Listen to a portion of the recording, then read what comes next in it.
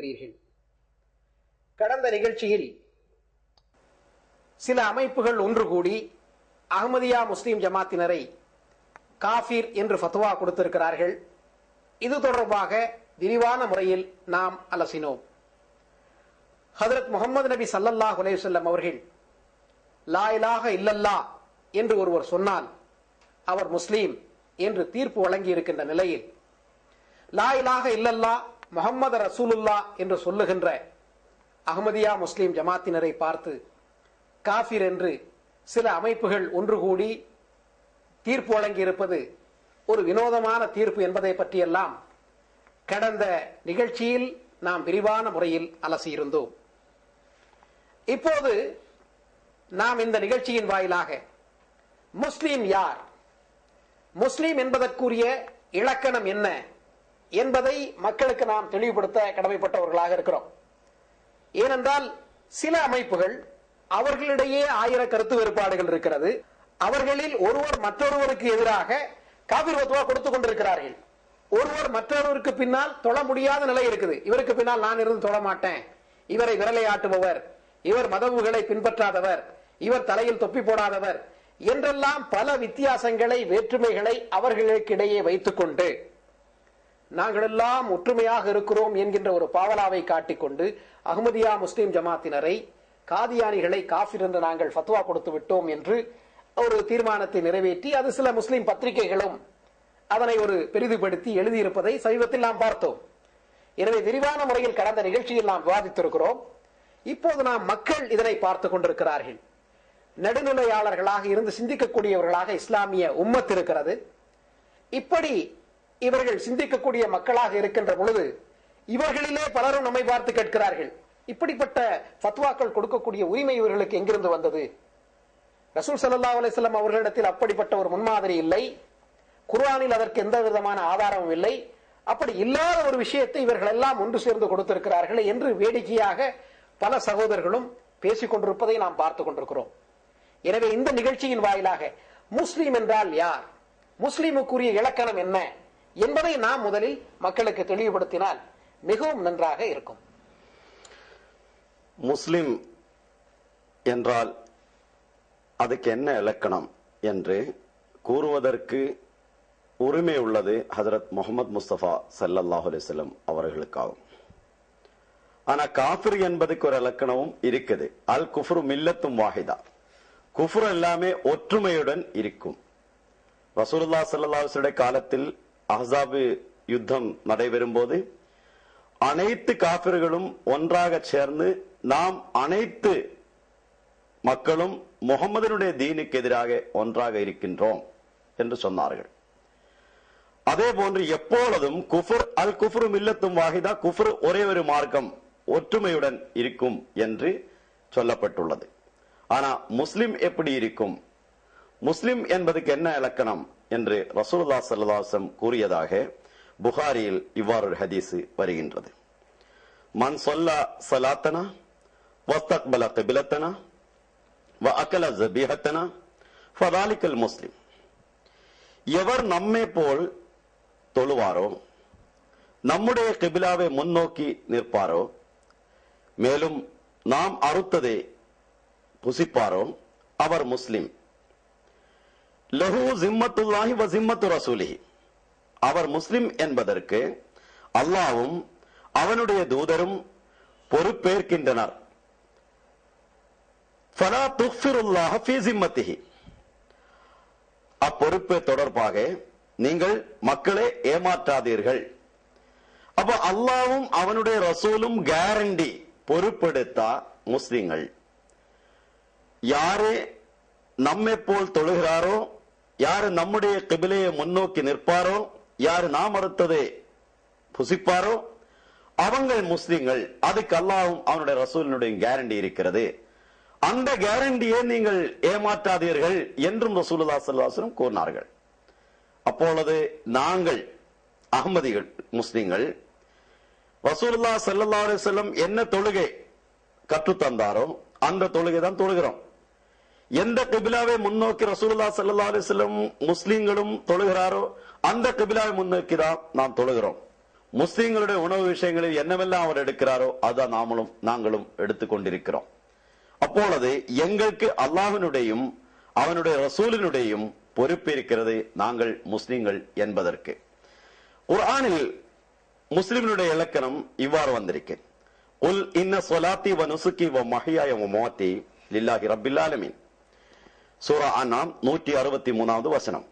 நீர் அவர்களிடம் கூறுவீராக, என் தொழுகையும் என் தியாகமும் என் வாழ்வும் என் மரணமும் எல்லா உலகங்களுக்கும் இறைவனாகிய அல்லாஹுக்கே உரியன.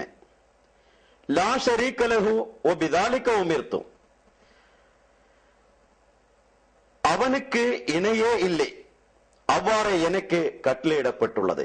வ அன அவ்வலுல் முஸ்லிமீன், நான் தான் முதல் முசல்மான். அதாவது முஹம்மது முஸ்தபா ஸல்லல்லாஹு அலைஹி வஸல்லம் அல்லாஹ் கூறினான், என்னுடைய தொழுகையும் என்னுடைய தியாகமும் என்னுடைய வாழ்வும் என்னுடைய மரணமும் எல்லாவும் அல்லாஹுக்கே உரியன, அவனுக்காக நாம் ஒப்படைத்திருக்கிறேன். அவ்வாறே நான் கட்டளையிடப்பட்டுள்ளேன். நான் தான் முதல் முசல்மான். அவ முஹம்மது முஸ்தபா ஸல்லல்லாஹு அலைஹி வஸல்லம் முஸ்லிம் ஆகுவதற்கு அல்லாஹ் கொடுத்த தொழுகையும் தியாகமும் எல்லாம் அல்லாஹுக்காக செய்யக்கூடிய ஒரு நிலைமை இருக்கும் போது ரசூலுல்லாஹ் முதல் முசல்மான். அதுதான் எங்களுடைய கொள்கை. நாங்கள் தொழுகிறதும் நாங்கள் தியாகங்கள் செய்வதும் நாங்கள் வாழுவதும் நாங்கள் மரணிப்பதும் எல்லாமே அல்லாஹுக்கே உரியன. முஹம்மது முஸ்தபா ஸல்லல்லாஹு அலைஹி வஸல்லமுக்கு கொடுத்த அந்த கட்டளைக்கேற்ப நாங்கள் முஸ்லிம்கள். அப்ப ரசூலுல்லாஹ்வுடைய இலக்கணத்துக்கேற்பையும் லா ஷரீக லஹு, அவனுக்கு இணையே இல்லை, வ பிதாலிக உமிர்து வ அன அவ்வலுல் முஸ்லிமீன், மேலும் அவ்வாறு எனக்கு கட்டளையிடப்பட்டுள்ளது, நான் தான் முதல் முசல்மான், முஸ்லிம்களில் முதல்வன் நான் தான். அப்ப ரசூலுல்லாஹி ஸல்லல்லாஹு அலைஹி வஸல்லம் முதல் முஸ்லிம் ஆகுவதற்கு அல்லாஹ் என்ன நிபந்தனை போட்டுள்ளது? அல்லாஹுக்காக தொழுகக்கூடியவர்கள், அல்லாஹுக்காக தியாகம் செய்யக்கூடியவர்கள், தன்னுடைய மரணமும் தன்னுடைய வாழ்வும் அல்லாஹுக்காக இருக்கக்கூடிய மக்கள். அவர் முசல்மான் என்று அல்லாஹ் ஒரு இலக்கணத்தை கொடுத்திருக்கிறார்.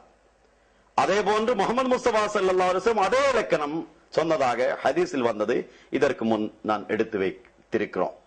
நாங்களும் அஹ்மதி முஸ்லிம்களும் அல்லாஹுக்காக தொழுகின்றவர்கள், அல்லாஹுக்காகவே தியாகம் செய்யக்கூடியவர்கள். எங்களுடைய மரணமும் எங்களுடைய வாழ்வும் அல்லாஹுக்காகவே இருக்கக்கூடியது. அப்போ அல்லாஹுவினுடைய இலக்கணத்துக்கேற்ப நாங்கள் முஸ்லிம்கள். அப்ப நாங்கள் முஸ்லிம்கள் என்று குர்ஆனும் ஹதீஸின் அடிப்படை ரசூலுல்லாஹி ஸல்லல்லாஹு அலைஹி வஸல்லம் இலக்கணத்திற்கு ஏற்ப நாங்கள் முஸ்லிம்கள் என்பதில் எந்த சந்தேகமும் கிடையாது. ஆனால் இவர்கள் நாங்கள் முஸ்லிம்கள் என்று அவங்க கூறும்போது அந்த பிரிவினர்களில் எல்லாமே சேர்ந்துதான் ஒரு ஒற்றுமையுடன் வந்திருக்கிறது. இந்த ஒற்றுமை ஒரு குஃப்ர் ஃபத்வா கொடுக்குவதற்கு அல்லாமல் வேற ஏதாவது ஒரு விஷயத்தில் இஸ்லாத்தில் அவர்களுக்கு ஒற்றுமை கொண்டு வர முடியாது. இதே போன்று ஒவ்வொரு நபிமார்களும் வரும்போது அவங்கள் எந்த நிலைமையில் இருந்தாலும் அந்த நபிமார்களுக்கு எதிரில், அல்லாஹ்விலிருந்து வரக்கூடிய அவுலியாக்களுக்கு எதிரில், முஜத்திதுகளுக்கு எதிரில், மதுஹபினுடைய இமாமுகளுக்கு எதிரில் எல்லாமே ஒற்றுமையில் வந்துள்ளது. அவர்கள் காஃபிர்கள் என்ற ஃபத்வா கொடுக்குவதற்கு மட்டும்தான். ஒரு வரலாற்றுடைய உண்மை இது.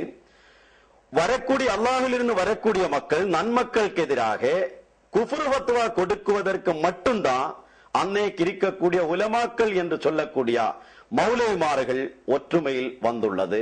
தவிர மக்களை முஸ்லிமாக்குவதற்கு ஒருபோதும் அவங்கள் ஒற்றுமையில் வரவில்லை என்பதும் ஒரு வரலாற்றினுடைய உண்மையாகும். இன்னொரு விஷயம் என்னவென்றால், இவர்கள் ஒருவருக்கொருவர் காஃபிர்கள் என்று ஃபத்வா கொடுத்திருக்கின்றார்கள். ஆனால் ரசூலுல்லாஹி ஸல்லல்லாஹு அலைஹி வஸல்லம் கூறினார்கள், ஒரு முஸ்லிமை நோக்கி அவர் காஃபிர் என்று சொன்னால், உண்மையில் அவர் முஸ்லிமாயிருந்தால், அந்த சொல்லக்கூடிய காஃபிர் என்று சொல்லக்கூடிய ஆள் முஸ்லிமாயிருந்தால் அந்த குஃப்ர் ஃபத்வா திரும்ப வந்துடும். அதை சொல்றவன் காஃபிர் ஆகிவிடும். ஒரு முஸ்லிமை நோக்கி இன்னொரு ஆள் காஃபிர் என்று சொன்னால் அந்த சொல்லக்கூடியவன் காஃபிர் ஆகிவிடும் என்று ரசூலுல்லாஹி ஸல்லல்லாஹு அலைஹி வஸல்லம் கூறியதாக ஹதீஸில் நாம் படிக்கின்றோம். அப்பொழுது இவங்கள் ஒருவருக்கொருவர் குஃப்ர் ஃபத்வா கொடுத்திருக்கின்றார்கள். இவரில் ஏதாவது ஒரு ஆள் முஸ்லிம் ஆயிருந்தால் பாக்கி அனைத்தும் காஃபிர் ஆகிவிடும். ஆனா இவங்கள் சொன்னதின் அடிப்படை நாங்கள் எல்லாமே முஸ்லிம்கள் என்று எங்களுக்கு எதிராக வரும்போது ஒற்றுமையுடன் முஸ்லிம்கள் சொல்றார். அப்ப ஒவ்வொரு ஆளும் ஃபத்வா கொடுத்ததுக்கு ஏற்ப அனைவரும் காஃபிராகி விட்டார்.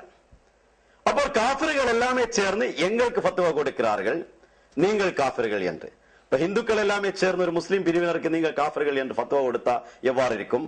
கிறிஸ்தவர்கள் எல்லாமே சேர்ந்து எல்லா பிரிவினரும் சேர்ந்து ஒருவருக்கு ஒருவர் ஒரு முஸ்லிம்களுக்கு ஒரு முஸ்லீம் பிரிவினருக்கு எதிராக ஃபத்வா கொடுத்தா எப்படி இருக்கும்? அதே போன்று இந்த காஃபிர்கள் எல்லாமே சேர்ந்து, காஃபிர் என்று நான் சொல்லவில்லை, முகமது முஸ்தபா ஸல்லல்லாஹு அலைஹி வஸல்லம் கொடுத்த இலக்கணத்துக்கேற்ப, முகமது முஸ்தபா ஸல்லல்லாஹு அலைஹி வஸல்லம் தீர்மானத்துக்கேற்ப காஃபிர்களாக கூடிய இவங்கள் எல்லாமே சேர்ந்து எங்களுக்கு குஃப்ர் ஃபத்வா கொடுத்தால், அவர்கள் ஒருவேளை முன்னாடியே முஸ்லிமா இருந்தாலும் நாங்கள் முஸ்லிம்கள் என்பதனால் அவங்கள் இப்பொழுது காஃபிராகி விட்டார்கள் என்பதுதான் சொல்ல முடியும். அழகான முறையில் எடுத்து சொன்னீங்க. இவர்கள் நம்மை பார்த்து லா இலாஹ இல்லல்லாஹ் முஹம்மது ரசூலுல்லாஹ் என்கின்ற கலிமாவை சொல்லக்கூடிய அகமதி முஸ்லிம்களை பார்த்து காஃபிர்கள் என்று ஃபத்வா கொடுத்ததின் மூலமாக இவர்கள் தங்களை தாங்களே காஃபிராக்கி கொண்டார்கள். நாங்கள் இவர்களை காஃபிர் என்று சொல்லவில்லை. ஆனால் ஹஜ்ரத் ரசூல் ஸல்லல்லாஹு அலைஹி வஸல்லம் அவர்கள் சொன்ன இந்த ஹதீஸின் அடிப்படையில் எங்களை காஃபிர் என்று கூறியதன் மூலமாக இவர்கள் தங்களை தாங்களே காஃபிராக்கி கொண்டார்கள். அடுத்து அழகான முறையில் சொன்னீங்க, பலரும் இவர்களுக்கு மத்தியில ஒருவர் மற்றவருக்கு எதிராக காஃபிர் ஃபத்வாக்கள் இதற்கு முன்னாலேயும் இவர்கள் நிறைய கொடுத்திருக்கிறார்கள். பல பிரிவுகள் அவர்களுக்கிடையே மற்ற பிரிவுகளை பார்த்து காஃபிர் ஃபத்வா கொடுத்திருக்கிறார்கள். அப்ப நம்ம மக்களுக்கு அதிலிருந்தும் ஒன்று இரண்டு சான்றுகளை எடுத்து சொன்னால், இன்று அஹ்மதியா முஸ்லிம்களை மட்டும் இவர்கள் காஃபிர் என்று ஃபத்வா கொடுக்கவில்லை, மாறாக இவர்களே இவர்களுக்குள்ள உள்ளவர்களுக்கே காஃபிர் ஃபத்வா கொடுத்திருக்கிறார்கள் இதற்கு முன்னால. எனவே அதற்குரிய சான்றுகளையும் நாம் நேயர்கள் முன்னால் வைத்தால் அவர்கள் மிக தெளிவான முறையில் புரிந்து கொள்வார்கள். இப்படி ஃபத்வா, காஃபிர் ஃபத்வா கொடுக்கக்கூடிய பண்பை பெற்றவர்கள் இவர்கள் என்பதையும் மக்கள் புரிந்து கொள்ள முடியும். அதற்குரிய ஒன்று இரண்டு சான்றுகளை நீங்கள் எடுத்து வைத்தால் நன்றாக இருக்கும். ஒவ்வொரு காலத்திலும் இறைவன் பரமிருந்து தோன்றிய அந்த மக்களை, முஜத்தித்மார்களை, இறை நேசர்களை காஃபிர் என்ற இந்த ஃபத்வா மக்கள் கொடுத்திருக்கிறார்கள். அதுவும் இந்த முல்லாக்கள் தான் கொடுத்திருக்கிறார்கள் என்பதற்கு வரலாறு சான்று. ஒரு சில உதாரணங்களை மட்டும் நான் உங்களுக்கு எடுத்து வைக்கின்றேன். இமாம் அபு ஹனீஃபா ரஹ்மத்துல்லாஹி அலைஹி எப்படிப்பட்ட இமாம் என்று அனைவராலும் ஒப்புக்கொள்ளப்பட்டதுதான். அந்த இமாம் அபு ஹனீஃபா ரஹ்மத்துல்லாஹி அலைஹி அவர்களை பற்றி இந்த ஆலிம்கள் கொடுத்த ஃபத்வா என்ன தெரியுமா? முஸ்லிம் சகோதரர்களே, சற்று யோசித்து பாருங்கள். ஜாஹில் என்று ஃபத்வா கொடுத்தார்கள். அதாவது இவர் அறிவியனர், மூடர் என்று சொன்னார்கள். பிதாத்தி என்று சொன்னார்கள், அதாவது மார்க்கத்தில் புதுமையை புகுத்தக்கூடியவர் என்று சொன்னார்கள். காஃபிர் என்ற ஃபத்வாவையும் கொடுத்திருக்கிறார்கள். பிறகு அவரை கைதியாக்கினார்கள், விஷம் கொடுத்து கொன்றார்கள். பிறகு இந்த அளவுக்கு காஃபிர் என்ற ஃபத்வாவும் அவருக்கு கொடுக்கப்பட்டிருக்கிறது, ஜெயிலிலும் அடைத்திருக்கிறார்கள். இது யாருக்கு? இமாம் அபு ஹனீஃபா ரஹ்மத்துல்லாஹி அலைஹி அவர்களுக்கு. நாம் கேட்கிறோம், அதனால் அந்த இமாம் அபு ஹனீஃபா ரஹ்மத்துல்லாஹி அலைஹி அவர்கள் காஃபிராகி விடுவார்களா என்ன? அடுத்து பாருங்கள், இமாம் மாலிக் ரஹ்மத்துல்லாஹி அலைஹி இவர்களை எந்த அளவுக்கு இந்த ஆலிம்கள் தொல்லைக்கு உள்ளாக்கினார்கள் என்றால், 25 ஆண்டு காலம் ஜும்மா தொழுவதற்கு இவர்கள் அனுமதிக்கவில்லை. யார்? இந்த முல்லாக்கள்.